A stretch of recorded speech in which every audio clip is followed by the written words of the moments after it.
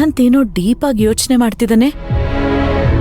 Mostly ಅನು ಕೇಳಿರ್ಬೇಕು ನೀವ್ ನನ್ಗೆ ಅಪ್ಪ ಆಗ್ತೀರಾ ಅಂತ. ಅದ್ರ ಬಗ್ಗೆನೇ ಯೋಚನೆ ಮಾಡ್ತಿದ್ದಾನೆ ಅನ್ಸತ್ತೆ. ಈಗ್ಲಾದ್ರೂ ನನ್ ಬೇಡ್ಕೆನ ಈಡೇರಿಸ್ದಲ್ಲ ದೇವ್ರೆ.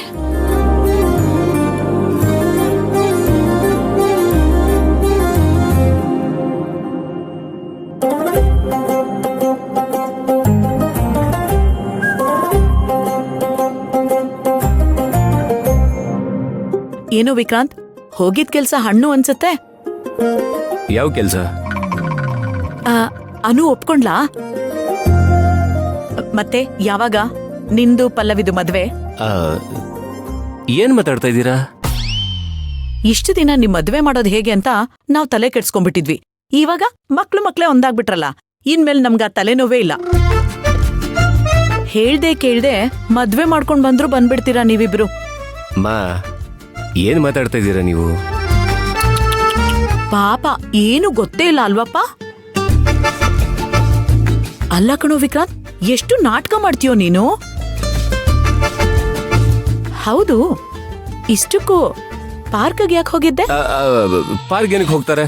ಮಕ್ಳು ಆಟ ಆಡ್ಸಕ್ ಹೋಗಿದ್ದು. ವಿಕ್ರಾಂತ್, ಅದೊಂದು ಕುಂಟು ನೆಪ ಅಂತ ನನ್ಗೂ ಚೆನ್ನಾಗ್ ಗೊತ್ತು. ಮುಖ್ಯ ಉದ್ದೇಶ ಅನು ಹತ್ರ ಮಾತಾಡೋದ್ ತಾನೆ? ಅನು ಹತ್ರ ನಾನೇನ್ ಮಾತಾಡ್ಬೇಕಿತ್ತು? ವಿಕ್ರಾಂತ್, ಸಾಕು ಕಣೋ, ನನ್ನ ತಾಳ್ಮೆನ ಪರೀಕ್ಷೆ ಮಾಡ್ಬೇಡ. ಪಲ್ಲವಿ ಜೊತೆ ಮದ್ವೆ ಬಗ್ಗೆ ಮಾತಾಡು ಅಂತ ಹೇಳಿದ್ನಲ್ಲ, ಅದ್ರ ಬಗ್ಗೆ ಏನು ಮಾತಾಡ್ಲಿಲ್ವಾ? ಅಮ್ಮ, ನಿನಗೆ ಯಾವಾಗ್ಲೂ ಅದೇ ಚಿಂತೆನಾ? ಇದೊಳ್ಳೆ ಸರಿ ಆಯ್ತು ವಿಕ್ರಾಂತ್. ನೀನ್ ಹೋಗ್ತೀಯಾ, ಪಲ್ಲವಿ ಜೊತೆ ಮಾತಾಡ್ತೀಯ ಅಂತ ನಾನು ಎಷ್ಟು ಖುಷಿಯಾಗಿದ್ದೆ. ನೀವ್ ಅನ್ಕೊಂಡಂಗೆಲ್ಲ ಏನೂ ಆಗಿಲ್ಲ. ಏ ವಿಕ್ರಾಂತ್, ಒಂದ್ ನಿಮಿಷ ನಿಂತ್ಕೋ. ಅನು ಏನೋ ಮಾತಾಡ್ಬೇಕು ಅಂದ್ಲಲ್ಲ, ಮಾತಾಡ್ದ? ಇಲ್ಲ ಅಮ್ಮ, ಮಾತಾಡಕ್ಕೆ ಅಂತಾನೆ ಬಂದ್ಲು. ಅಷ್ಟ್ರಲ್ಲಿ ತೇಜು ಬಿದ್ಬಿಟ್ನಲ್ಲ, ಅದಕ್ಕೆ ಅವನ ಹತ್ರಕ್ಕೆ ಹೋದೆ. ಏನು ತೇಜು ಬಿದ್ನಾ? ಏಟಾಯ್ತೇನೋ? ಏನು ಇಲ್ಲಮ್ಮ, ಒಂದ್ ಸಣ್ಣ ಗಾಯ ಅಷ್ಟೇ, ಡೋಂಟ್ ವರಿ. ಮತ್ತೆ ಅಷ್ಟಕ್ಕೆ ವಾಪಸ್ ಬಂದ್ಬಿಡೋದೇನೋ? ಮದ್ವೆ ಬಗ್ಗೆ ಮಾತಾಡೋದ್ ತಾನೆ? ಅಮ್ಮ, ಅಲ್ಲಿ ತೇಜು ಬಿದ್ದಿದ್ದಾನೆ, ಅಲ್ಲಿ ಮದುವೆ ಬಗ್ಗೆ ಮಾತಾಡೋದು ಇಂಪಾರ್ಟೆಂಟ್ ಆಗತ್ತಾ? ನೀವೇ ಹೇಳಿ. ಮಕ್ಳು ಅಂದ್ಮೇಲೆ ಏಳೋದು ಬೀಳೋದು ಇದ್ದಿದ್ದೇನೆ. ಅಷ್ಟಕ್ಕೆಲ್ಲ ರಾದಂತ ಮಾಡ್ಕೊಂಡು ಅವನ್ನ ಕರ್ಕೊಂಬಂದ್ಬಿಡ್ತೀಯಾ? ಒಂದ್ ಕೆಲ್ಸ ಮಾಡು, ತಗೋ ಪಲ್ಲವಿಗ್ ಫೋನ್ ಮಾಡು.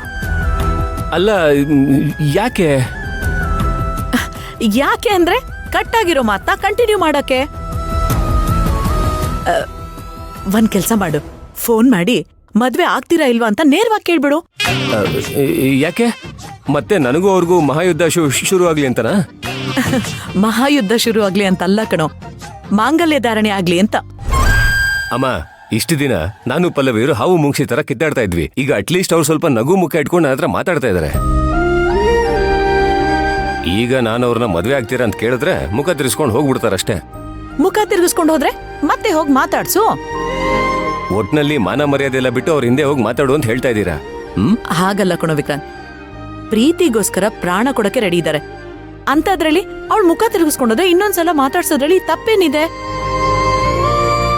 ಇರು, ನಾನು ಈಗ್ಲೇ ಪಲ್ಲವಿಗೆ ಫೋನ್ ಮಾಡ್ತೀನಿ, ನೀನ್ ಮಾತಾಡು. ಅಮ್ಮ, ನೀವ್ ಸ್ವಲ್ಪ ಸುಮ್ನೆ ಇರ್ತೀರಾ?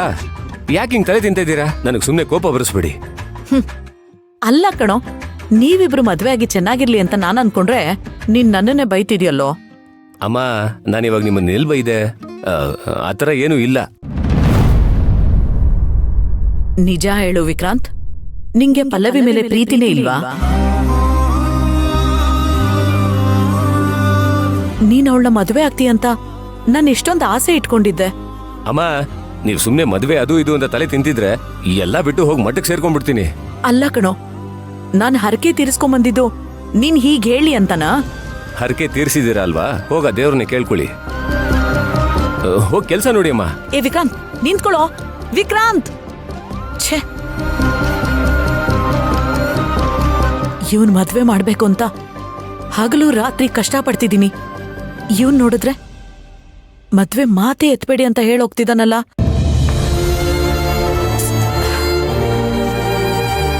ಹೇಗೆ ಇವನನ್ನ ದಾರಿಗೆ ತರೋದು?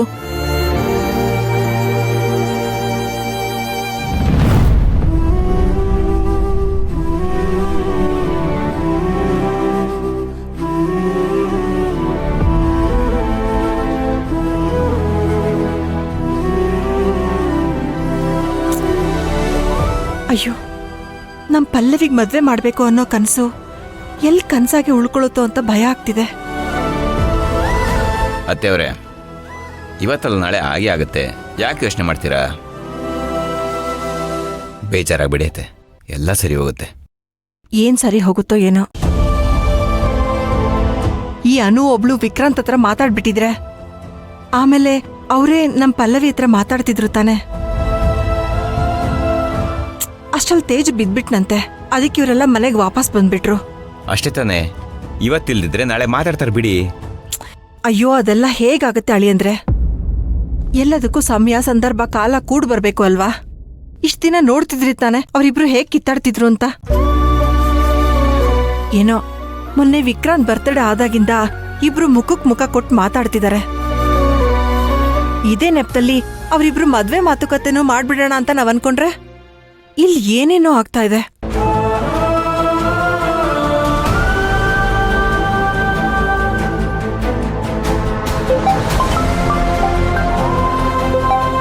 ಸುಲೋಚನಾ ಅವರೇ ಫೋನ್ ಮಾಡ್ತಾ ಇದಾರೆ.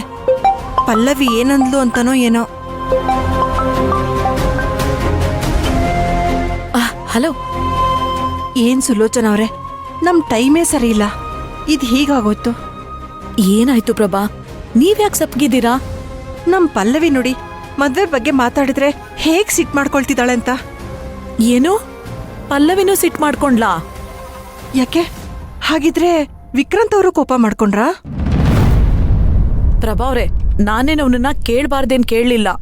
ಮದ್ವೆ ಬಗ್ಗೆ ಮಾತಾಡ್ದೇನೋ ಅಂತ ಕೇಳ್ದೆ.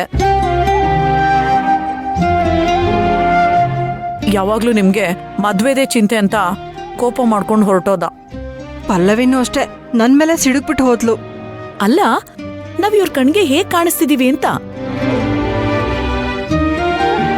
ಏನೋ ಇಬ್ರು ಮದ್ವೆ ಮಾಡ್ಕೊಂಡು ಸುಖವಾಗಿ ಸಂಸಾರ ಮಾಡ್ಲಿ ಅಂತ ಹೇಳಿದ್ರೆ ನಾವಿಬ್ರು ಸೇರಿ ಇವ್ರಿಬ್ಬರನ್ನ ಹಾಳ್ಬಾವಿಗೆ ತಳ್ತಾ ಇದೀವಿ ಅನ್ನೋ ತರ ಬಿಹೇವ್ ಮಾಡ್ತಿದ್ದಾರೆ. ನನ್ಗಂತೂ ಬೇಜಾರಾಗೋಗ್ಬಿಟ್ಟಿದೆ. ದಿನ ಬೆಳಗಾದ್ರೆ ಯಾವಾಗ ಇವಳಿಗೊಂದ್ ದಾರಿ ಆಗುತ್ತೋ, ಯಾವಾಗ ಇವಳ ಜೀವನ ರೂಪಿಸ್ಕೋತಾಳೋ ಅಂತ ಯೋಚನೆ ಮಾಡೋದೇ ಆಗೋಗ್ಬಿಟ್ಟಿದೆ. ನಾನೇನು ಇವರಿಬ್ರು ಒಬ್ರಿಗೊಬ್ರು ಮಾತಾಡ್ಕೊಂಡು ಮದ್ವೆಗೆ ಗ್ರೀನ್ ಸಿಗ್ನಲ್ ಕೊಡ್ತಾರೆ ಅನ್ಕೊಂಡಿದ್ದೆ. ಹಾಗನ್ಕೊಂಡೇನೆ ಬೆಳಗ್ಗೆ ಬೆಳಗ್ಗೆ ದೇವಸ್ಥಾನಕ್ಕೋಗಿ ಉರುಳ್ ಸೇವೆ ಮಾಡಿ ಬಂದೆ.